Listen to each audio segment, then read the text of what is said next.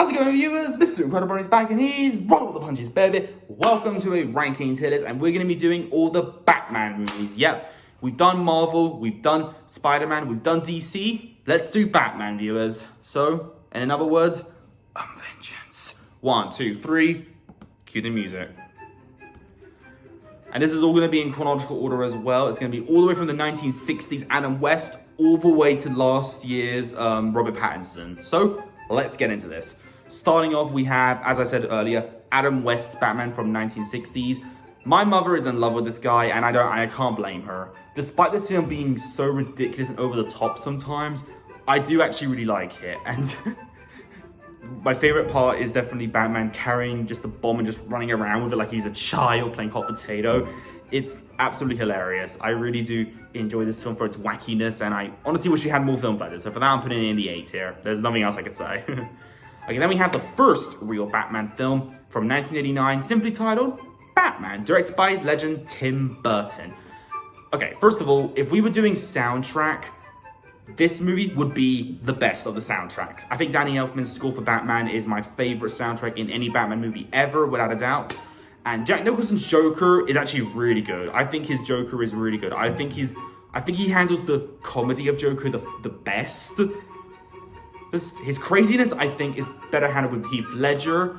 But with personality, I do really like Jack Nicholson's personality-wise. It's really funny. My favorite part with him is when he annihilates someone with a feather pen, and he's like, "The pen is truly mightier than the sword." It's really funny. He has some really good one-liners as well, and his laugh is actually really, like, intoxicating, if you get what I mean. It's like, I'm glad you're dead. Boom. Yeah, Nicholson, it kills the role. I really do enjoy his role. And Michael Keaton as Batman is great. I just love his delivery. I love the way he fights. Sometimes it's really funny, weirdly enough, but it's funny and cool, in a cool way, you know? So yeah, it still holds up pretty well, and I really enjoy it. So yeah, Batman from 1989. I'm putting it in the B tier. Not amazing, but still really good. I still really enjoy it. Then we have Batman Returns. Definitely one of the better sequels in the Batman lineup. That's going in the A tier right off the bat. Batman Returns has two of my favorite villains of the Batman universe, the Joker and Catwoman. Catwoman is played brilliantly by Michelle Pfeiffer, and I love Danny DeVito as the Penguin. He's one of my favorite villain roles ever I've seen anyone do. I'm a huge fan of it. The film has also got better action, honestly, and somehow the film is actually funnier. There are some really hilarious lines, and my favorite part is when Batman gets this, like, bullet out of his suit, and he's like, meow. He literally just says what Catwoman said, which was, meow. These films are very peculiar. Like, there's a moment where the Penguin literally uses penguins as, like, weapons, which is what inspired the Penguin Army things from the Lego Batman games, which are amazing. So, like, you can't be mad at that. Yeah. Batman Returns, such a great film. I really love it. I'm putting it in the A tier, without a doubt. Like, and then we have Batman Forever, Val Kilmer's Batman. This is a hot take. I actually really like this film. I enjoy this film. Again, kind of like with 1960s Batman, I enjoy the weirdness and wackiness of the film. I think Two-Face and the Riddler are actually portrayed really well. I love Jim Carrey's performance especially. And Val Kilmer actually did the role really well. And yeah, I also am a huge fan of the line, "Holy rested metal placement, Batman!" There are just so many funny one-liners in this film, and I just enjoy it. It's a film that's again, just like the 1960s Batman, it's peculiar, but you can't help but just accept its weirdness and wackiness. I just enjoy it. I really do like Batman Forever. I'm putting it in the A tier. It's obviously Batman Returns is better, but this is still a really good film. Then we have the other film directed by the guy who did Batman Forever, with a different actor though, which is George Clooney. Batman and Robin. I'm putting it in the D tier. Well, there you go. Yeah, Arnold Schwarzenegger as Mr. Freeze or Dr. Freeze. Is it Mr. or Dr. Freeze? I actually forget. Yeah. This film has some of the most confusing lines and scenes in all of movie history. And Batman and Robin's relationship is just handled so off in this film. I really am not a fan of it at all. Poison Ivy is okay, but I could care less. I think the actor who plays her, I think the actor who plays her is from Pulp Fiction, right? Uma Thurman, I think. Honestly, her role in Pulp Fiction was way better than Poison Ivy. Let's all agree on that. Yeah, Batman and Robin. Let's not talk about it. D tier. Okay, then we have Batman Begins, the first of the Christopher Nolan trilogy. And we have, of course, Christian Bale as Batman. Batman Begins, such a great start to a trilogy. I am a huge fan of this start. I'm putting this right in the A tier.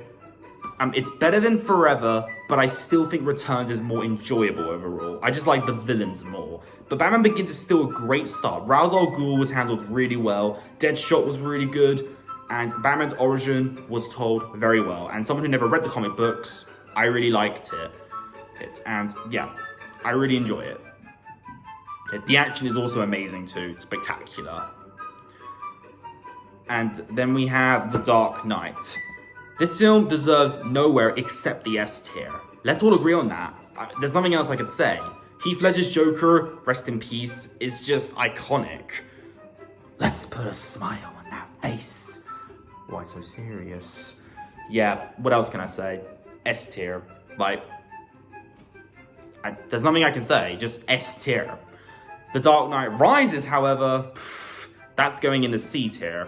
The first film, great start. The second movie, awesome. The third movie, however, kind of a disappointment, but Bane is still really cool as a character. Tom Hardy he was definitely having a lot of fun as the role. I am money! I can't even do his voice right. I am money! Yeah, The Dark Knight Rises has so many off-putting moments for me in a bad way, but it ain't terrible. So yeah, C tier. Then we have the Justice League original film. Just like I did earlier with the DC films, it's a D tier, obviously. But it's more watchable. Somehow it's worse than Batman and Robin, in my opinion. I think it's worse than that. And then Zack Snyder's Justice League. Definitely A tier. Right in the A tier. Probably my least favorite of the A tier since Batman Forever, Batman Begins, and Returns. I do find more enjoyment in those films personally.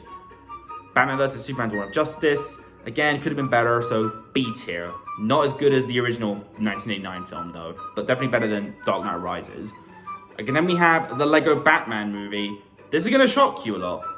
This is actually in the S tier. Now, hear me out. I know this is a shock, but trust me. The Lego Batman movie is actually one of the best animated movies ever, and easily one of a top 5 Batman movies. And let me explain why. Batman's attitude in this film is my favorite. I think his personality is handled the best in this film. I just love how done he is with life, and I love how mean he is to everybody. His password is literally, Iron Man sucks. His relationship with Robin is handled, honestly, really well. And I love when he sings in the beginning of the film. He has so many really funny one-liners, and he just likes to be savage to everybody. It's really hilarious, and his life, I think it handles his loneliness the best, and how he actually misses being part of a family. It does that so it's hilarious, it's cute, it's actually heartwarming, and all the references to other villains, you see Voldemort, you see Eye of Sauron, you see Gremlins, you see the Wicked Witch of the West, you see King Kong. You even see, I kid you not, the guys who say smite him from, Matrix. It's insane. I swear to Celestia, the movie just gets better the more times you watch it. I'm in love with this film. Zach Galifianakis was great as the Joker. Will Arnett, like I said, was awesome as Batman. Michael Cera was a great Robin. And I love how they made Batman and Joker's relationship like a bromance in a way. It's like I fight a few different people, but you're the reason, Joker, I get up at 4 a.m. Viewers, you know that when they say, I hate you, it means I'm in love with you. yeah, I'm all for the bromance relationship with Batman and Joker. I'm here for it. I am here for it. That's why it goes in the S tier. And since it makes fun of all the previous Batman films, that makes it better than The Dark Knight. I'm sorry. And finally, we have Robert Pattinson's Batman film with The Batman. And that's the film where he says, "I'm vengeance." Okay, I'm putting it in the S tier. I was thinking, but I realized, you know what? It's going in the S tier. It's definitely top 10 best films of 2022, without a doubt. It's up there with Top Gun Maverick and Everything Everywhere All at Once. It was awesome. It was, without a doubt, awesome. But in all honesty, I think the movie could have been better if they had more Bruce Wayne in it. We don't really see Bruce Wayne enough, so that's why I can't say the movie has got the best Bruce Wayne. I still think Christian Bale and Michael Keaton are tied for best Bruce Wayne. I don't know who I prefer, but either way, I still think Robert Pattinson did the role very well. All the villains were handled brilliantly. Paul Dano as the Riddler was just incredible. The Joker I mean, not the Joker. Well, actually, no, he appeared in the deleted scene. But anyway, the Penguin was handled really well, and Catwoman was also handled really well. And fun fact: the actor who plays Catwoman in The Batman actually voiced Catwoman in the Lego Batman movie. I'm not joking. Look it up. But the only issue I have with The Batman is that in the end, when the Riddler blows up this water dam thing, he's flooding the whole city, so he's killing everybody, including the people who are supportive of him. So I don't understand his. Okay, calm down, Soprano. Sorry, must have been the post. But okay, Soprano, I get it. Okay, love you.